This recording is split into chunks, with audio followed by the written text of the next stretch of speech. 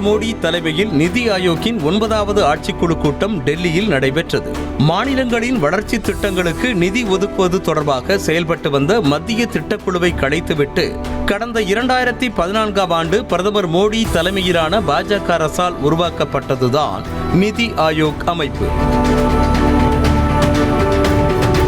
நாட்டின் வளர்ச்சி கொள்கைகளை வகுத்து மாநில முதலமைச்சர்கள் பரிந்துரைக்கும் அம்சங்களை விவாதிக்கும் அமைப்பு என்பதால் நிதி ஆயோக் கூட்டம் முக்கியத்துவம் வாய்ந்ததாக பார்க்கப்படுகிறது. கூட்டத்தில் உரையாற்றிய பிரதமர் மோடி 2047ஆம் ஆண்டுக்குள் இந்தியாவை வளர்ந்த நாடாக மாற்றுவது ஒவ்வொரு இந்திய குடிமகனின் கனவு என குறிப்பிட்டதோடு மக்களுடன் நேரடியாக இணைந்திருப்பதால் இந்த கனவு இலக்கை அடைய மாநில முதலமைச்சர்கள் பெரும் பங்கு வகிக்க முடியும் எனவும் வலியுறுத்தினர்.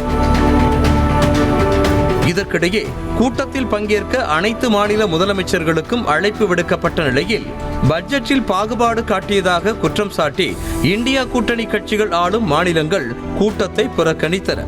ஆனால் எதிர்க்கட்சிகள் தரப்பில் மேற்கு வங்க முதலமைச்சர் மமதா பானர்ஜி மட்டும் பங்கேற்றார். கூட்டம் தொடங்கிய சிறிது நேரத்திலேயே நிதி ஆயோக் கூட்டத்தை புறக்கணித்து மமதா பானர்ஜி வெளிநடப்பு செய்தார். பேசிக் கொண்டிருந்த போதே மைக்கை ஆஃப் செய்ததால் மமதா பானர்ஜி வெளிநடப்பு செய்ததாக கூறப்படும் நிலையில் வெளியில் வந்து செய்தியாளர்களிடம் கோந்தளித்தார்.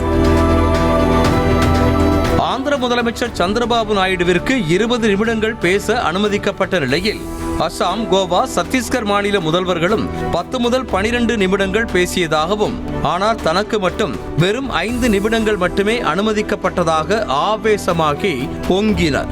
எதிர்க்கட்சிகள் புறக்கணித்த போதும் கூட்டாட்சி தத்துவத்தை வலுப்படுத்த வேண்டும் என்ற ஒரே நோக்கில் நிதி ஆயோக் கூட்டத்தில் பங்கேற்றதாகவும், தான் பங்கேற்றது குறித்து மகிழ்ச்சி அடைந்திருக்க வேண்டிய மத்திய அரசு மாறாக தன்னை பேச அனுமதிக்காதது மேற்கு வங்கத்திற்கு மட்டுமல்ல பிராந்திய கட்சிகளுக்கே அவமானம் என ஆக்ரோஷமாக பேசினார். இதற்கிடையே மமதாவின் மைக் ஆஃப் செய்யப்பட்டதாக கூறுவது முற்றிலும் உண்மைக்கு புறம்பானது என்றும், அனைத்து மாநில முதலமைச்சர்களும் கூட்டத்தில் பேசுவதற்கு அவரவர்களுக்கான நேரம் ஒதுக்கப்பட்டதாக கூறிய மத்திய அமைச்சர் நிர்மலா சீதாராமன் மமதா பானர்ஜி உண்மையை கூற வேண்டும் என வலியுறுத்தினர். இது ஒரு பக்கம் இருக்க, பாஜக தலைமையிலான தேசிய ஜனநாயக கூட்டணியில் அங்கம் வகிக்கும் பீகார் மாநில முதலமைச்சர் நிதிஷ்குமாரும் நிதி ஆயோக் கூட்டத்தில் பங்கேற்கவில்லை. நிதிஷிற்கு பதிலாக துணை முதலமைச்சர்கள் விஜயகுமார் சின்ஹா மற்றும் சாம்ராட் சௌத்ரி ஆகியோர் பங்கேற்றனர். நிதி ஆயோக் கூட்டத்தை புறக்கணிப்பது நிதிஷ்குமாருக்கு இது முதல் முறையல்ல என்ற போதிலும், பீகாருக்கு மத்திய பட்ஜெட்டில் சிறப்பு நிதி ஒதுக்கிய போதும் அவர் மத்திய அரசின் நிதி ஆயோக் கூட்டத்தை புறக்கணித்திருப்பது ஆச்சரியத்தை ஏற்படுத்தியது. அது மட்டுமின்றி மற்றொரு பாஜக கூட்டணியான புதுச்சேரி முதலமைச்சர் ரங்கசாமியும் நிதி ஆயோக் கூட்டத்தில் பங்கேற்காதது குறிப்பிடத்தக்கது.